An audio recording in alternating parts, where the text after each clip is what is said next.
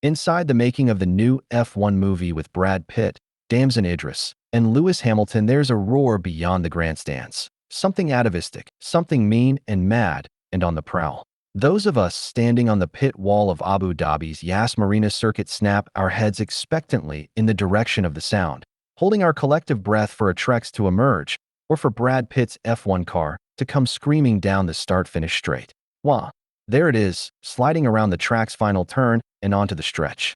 And in 3, 2, 1, Pitt's car rockets by with the speed and power of a fighter jet, belching flames out of its tail as it thunders through turn 1 and disappears from view.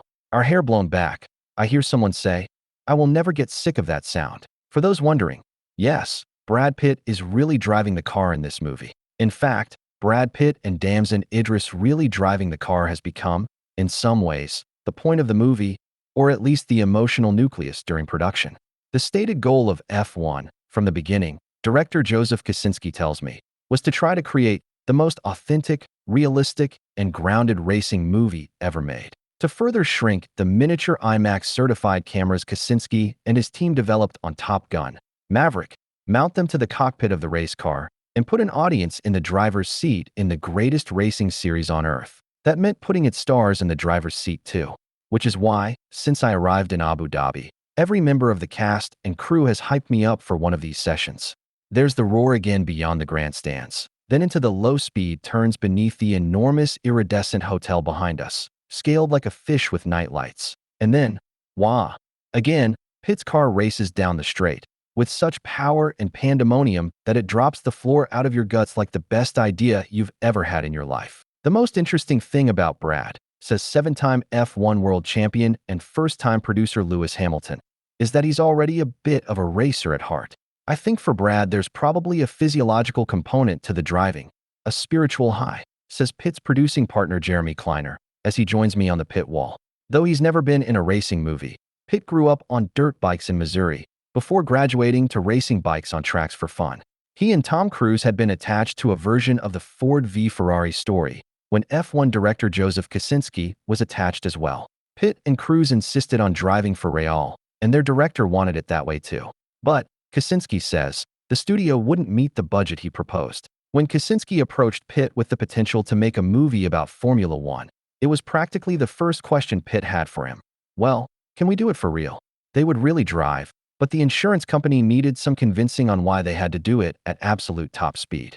The idea of going down a freeway 180 miles an hour sounds completely reckless and dangerous. Just absolutely not, Pitt explains to me, before going out for the session in Abu Dhabi. But these things, the more you pick up speed, that's when everything starts working. Putting a limit on it, Pitt says, would be more dangerous. You have to increase downforce and get heat into the tires to maintain grip, and you can only maintain grip by going fucking fast.